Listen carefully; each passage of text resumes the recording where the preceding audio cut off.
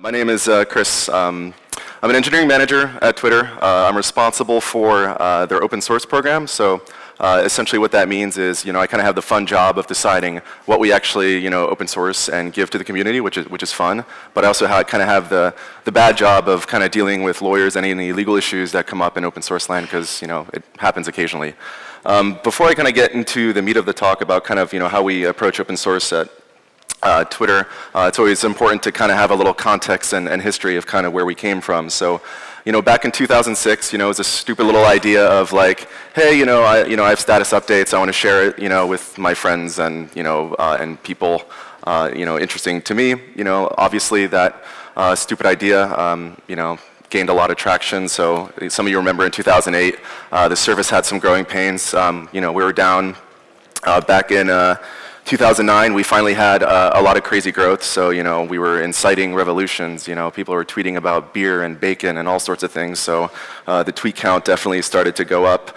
In 2010, we started to raise a good amount of money, and it was like, all right, shit, this service is actually really important. We need to actually build a real company here. So we kind of, got on that. And if you kind of look at the employee growth history, back in kind of mid 09, we're talking 20, 30 people, and we're essentially at least doubling every year. If we look at kind of Twitter today, I didn't log in and check, but we're over 1,400 employees worldwide. Where a big part of Twitter is we're very engineering-driven company, so Twitter will always be at least 50% engineers. Some people may ask so why do you need 700 plus people to run a simple service? But anytime you get to a certain size and you have to scale, there's nothing kind of off the shelf you could buy to deal with those problems. So we have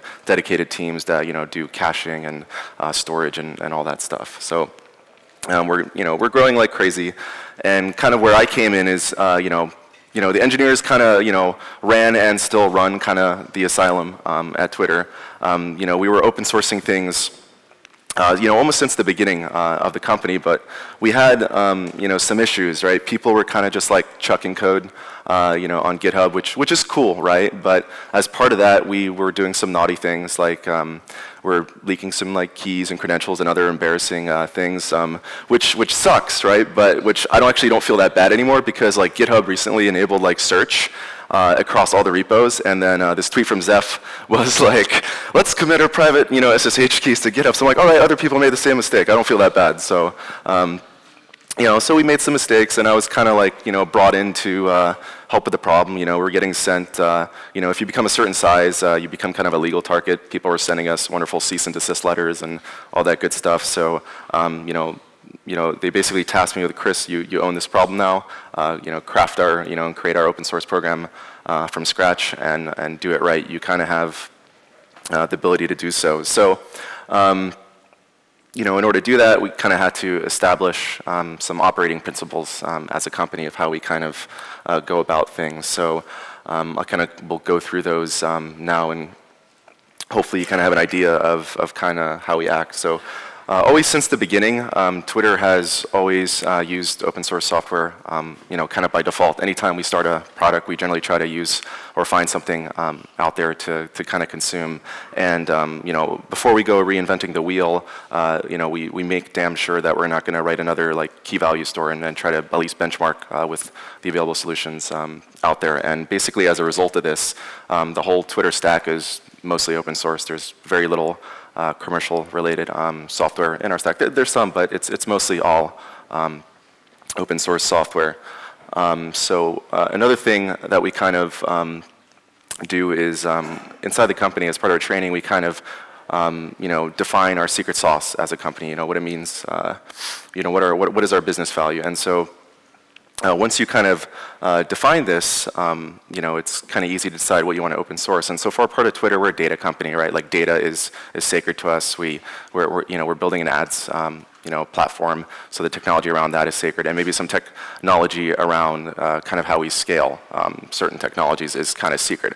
But everything else is essentially fair game. And so we kind of, once you kind of know what your secret sauce is everything else is fair game to kind of open source, and we kind of subscribe to that philosophy. I remember when I kind of first joined Twitter, there was like this little CSS toolkit called like Blueprint that they wanted to open source, and as soon as you kind of have your secret sauce defined, it's an easy decision to say, hey, let's open source this. This eventually became Bootstrap, and a year later, it's like the most popular project on GitHub. But when we were first about to open source it, I was like, oh, just a crappy little CSS toolkit. I guess I was wrong. So it happens. So, yeah.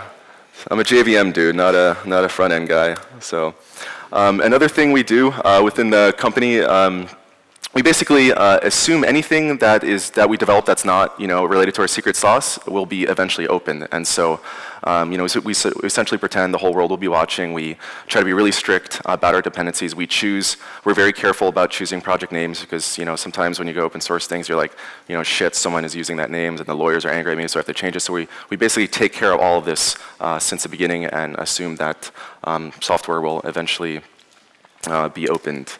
The other principle we kind of operate by is we default to GitHub when it comes to publishing and developing open source software.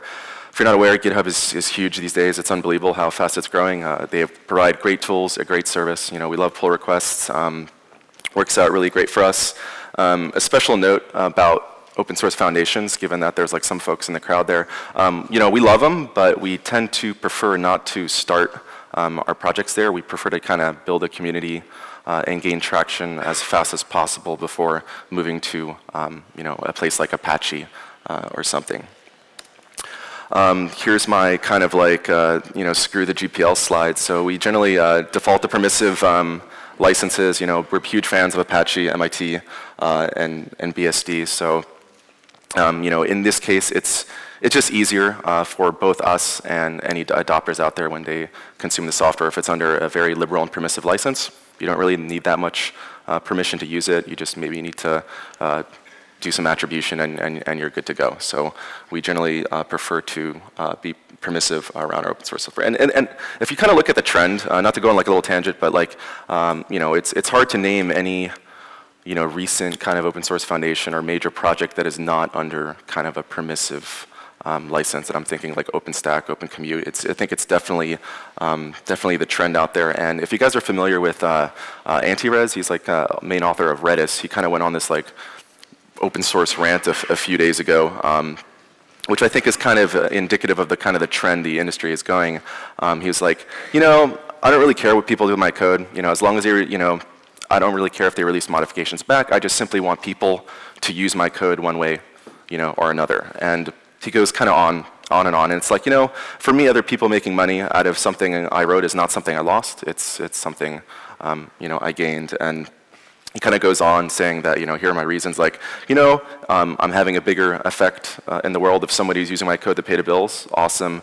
If there's tons of people making money off of my code, maybe they'll share some of that and hire me. And or I could be one of the guys making the money myself. And so this is kind of like this is his kind of reasoning of why he chooses a permissive license in this case, BSD. And I think this is just like an addictive trend where things are kind of going in industry. So another kind of little special thing we do within Twitter is, so there's kind of been a trend in, at least, I don't know, the Bay Area, lots of talent-related acquisitions. So we acquire very small companies, mostly for just people, because it's impossible to hire engineers these days. So as part of our kind of M&A discussions, we actually include open sourcing, any potential code that we acquire along with the people, because if you just want the people, like, let's try to do at least something with the code. And we've done it a couple times. Like one time we acquired a small security firm, Whisper Systems. They basically created Android apps for like encrypting text messages and phone calls, and we're like, well, we're not going to really use this, so let's just give it back. And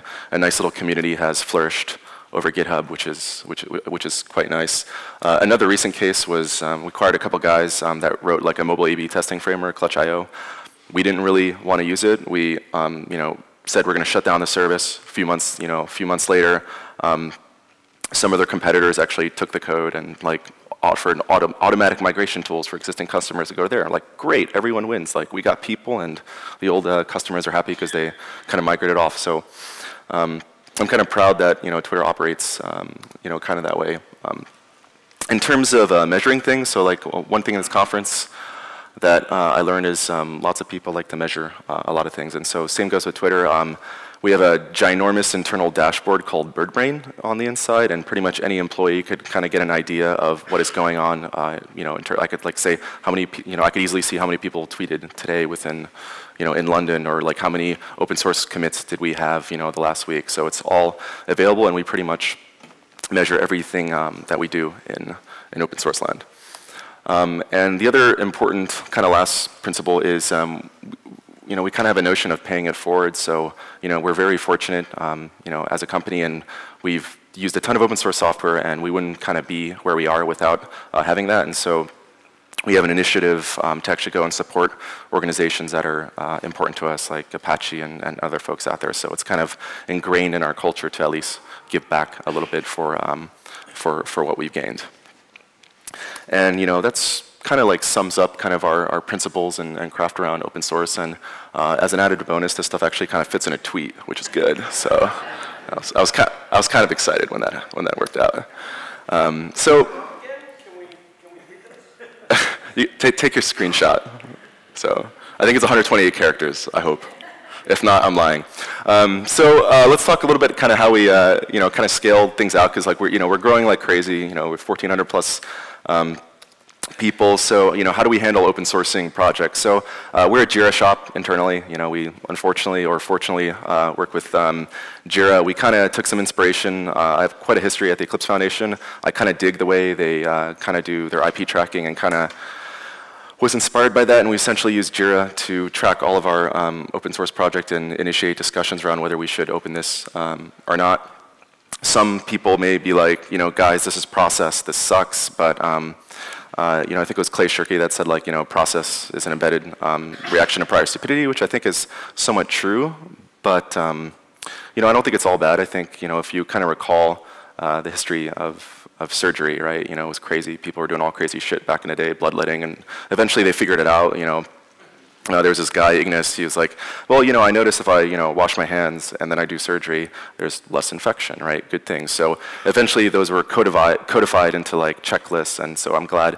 I'm sure you guys are glad if you go to like surgery, there's surgeons that have a checklist and go through it, and there's a process. So not all processes are bad, in my opinion.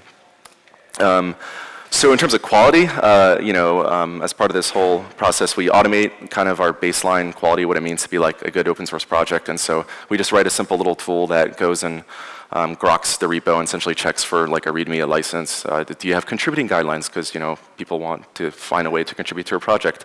Do you have a way to build your project using a CI system? In this case, we prefer Travis CI a lot. It's kind of the new hot thing for CI these days. We also check to make sure we're not leaking any keys or sensitive IPs like the good old days, and just generally avoiding GPL related, viral related licensing to make things simple. So this actually works out pretty well for us. It kind of enforces and teaches kind of good practices for engineers who want to go open source things within Twitter. Another kind of interesting thing we do is like it's a bit of a bitch to find engineers these days. So we've grown quite quickly, and one thing we do, given that we measure pretty much everything, so it's pretty easy for us to run queries on all of our open source projects and projects that are interesting to us, like say maybe Hadoop or whatever, and basically, given that we know our employees and here are the list of contributions, we could quickly figure out who are not employees and then kind of feed recruiting a little bit. So it's something we do to kind of help with hiring these days, so it's kind of fun. I mean, it's kind of a little shady, but whatever. It's hard to find people. People appreciate the attention, I think. Another thing that we kind of do to kind of get an idea of what's going on within open source land within Twitter is we kind of send out weekly reports on what did we open source this week, who are like the top committers based on kind of some metric, here are the releases, any contentious issues, which are kind of like simple algorithm is issues with the most comments. So basically just getting an idea of what is going on a weekly basis, and also kind of motivates engineers to actually, it's like, hey, I want to be top committer this week, so people actually push pretty hard to kind of have fun with that. So that's kind of a little thing we do to get an idea of what's going on within the company. And kind of to like wrap things up is if you kind of define your principles and get a set of guidelines that everyone knows within the company, it's pretty easy to kind of make the decision of like, all right, we know our secret sauce, the rest of the stuff could be open to the public and we're all good.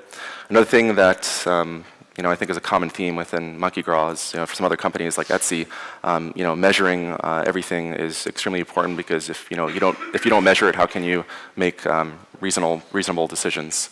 And the final thing is around automation. So yes, if you get to a certain size, like Twitter, there is going to be some process. There are going to be some managers. The best thing you could do that is to pretty much automate as much as that process as you can. And then other than that, I mean, thanks to you guys for listening. Especially for those who survived last night's beer fest. So it's been a little rough this morning, but thank you again for taking the time to listen. Yeah.